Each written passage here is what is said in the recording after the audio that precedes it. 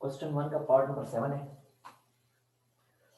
कहते हैं पैराबोला आपने फाइंड करना है, सॉरी हाइपरबोला फाइंड करना है, हाइपरबोला की इक्वेशन फाइंड करनी है जबकि वर्टिसेस के कोऑर्डिनेट्स गिवन है और साथ ये बता दिया गया कि 0 5 पॉइंट्स जो है that lies on the curve, ये पॉइंट कर्व के ऊपर लाई करता है। अच्छा, जब ये पॉइंट कर्व के ऊपर लाई करता है तो हम सिंपली क्या करेंगे, एक हाइपरबोला लेंगे। हाइपरबोला की जो स्टैंडर्ड इक्वेशन है, उस हाइपरबोला की स्टैंडर्ड इक्वेशन में इस पॉइंट को हम पुट कर देंगे। पॉइंट को पुट करेंगे तो सिंपली हमें जो है ना ए भी उस तरीके से हमें मिल जाएंगे। लेकिन सबसे पहले देखो मुझे बताएं कि ये हाइपरबोला जो यहाँ गिवन है, ये हॉरिजॉन्टल हाइपरबोला है या ये वर्टिकल हाइपरबोला है, पहले ये आपने बताना है जी। Yes sir.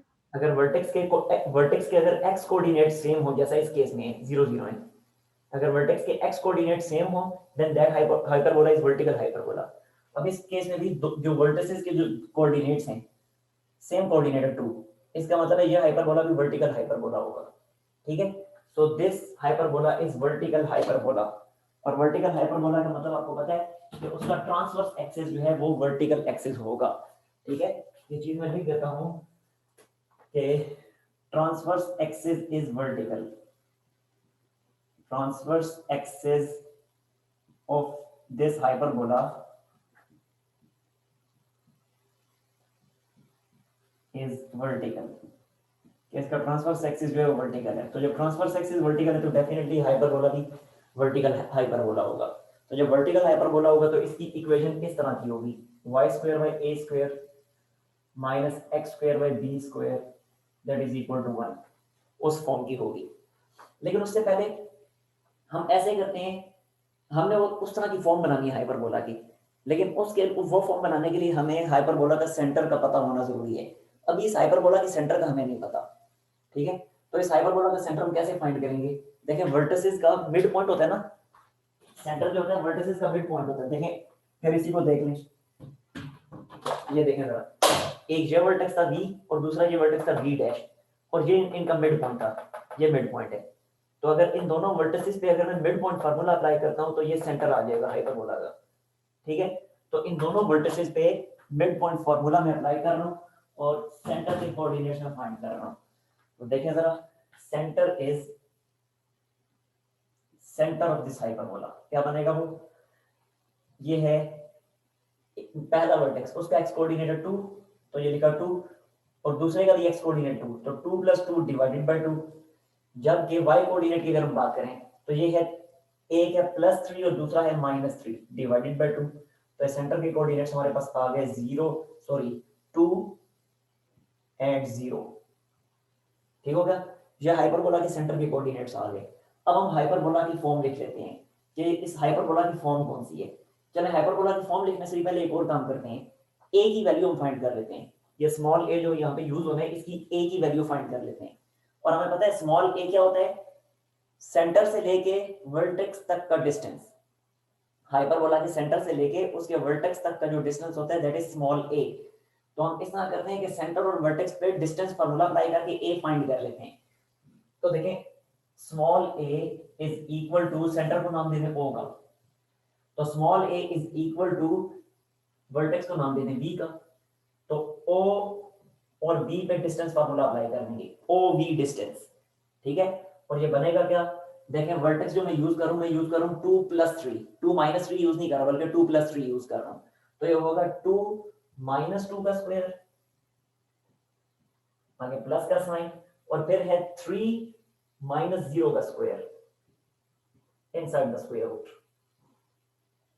ठीक हो गया, एंड नाउ इट बिकम्स 2 - 2 0 हो जाएगा, जबकि 3 - 0 3 रहेगा, और 3 का square inside the square root 3 square, तो बाहर आने का बनेगा 3। तो ये स्मॉल a की वैल्यू हमारे पास आ गई 3। ठीक है, अब हाइपरबोला की उस इक्वेशन में हम वैल्यू पुट कर लेते हैं। नाउ हाइपरबोला इज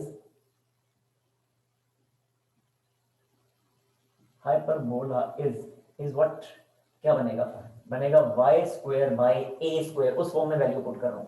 तो a की वैल्यू हम फाइंड कर चुके हैं 3, तो ये लिख दिया y square by 3 square that is 9, आगे minus x square by b square ऐसे ही लिखेंगे क्योंकि हमें वैल्यू नहीं पता, and that is equal to 1।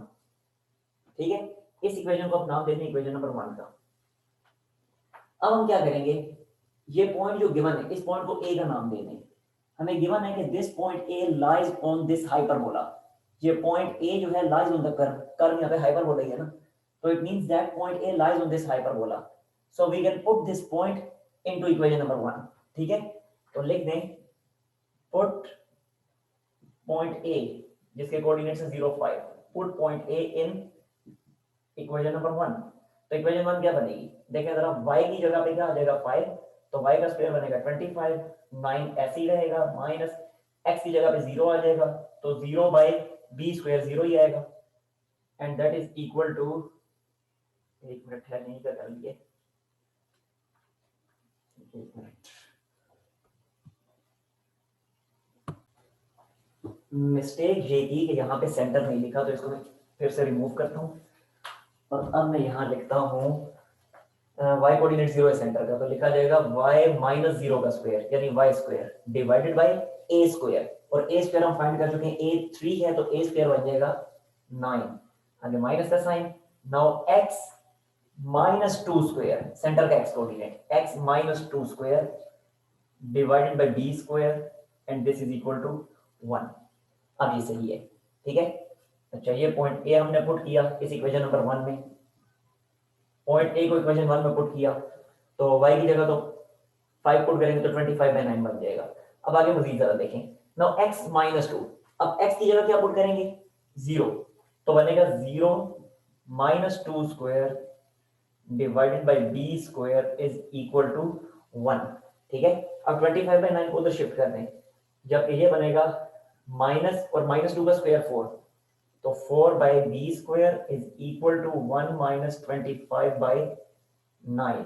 ठीक है, and minus 4 by b square is equal to 9, and 9 minus 25, और फिर बनता है minus 4 by b square, this is equal to 9 minus 25 क्या बन जाएगा, 9 माइनस 25 माइनस 16, माइनस 16 बाय 9, फिर माइनस और माइनस कैंसिल हो जाएंगे, माइनस और माइनस कैंसिल, और साथ ही साथ दोनों साइडों को इन्वर्ट करने, क्योंकि हमें b की वैल्यू चाहिए, तो इन्वर्ट करने से बनेगा b square by 4 and this is equal to 9 by 16, और फिर बनेगा ये 4 और 16 इनकी कैंसिलेशन होगी तो बनेगा 9 बाय 4, और b की वैल्यू हमारे पास आ जाएगी 3/2 स्क्वायर रूट लेने से।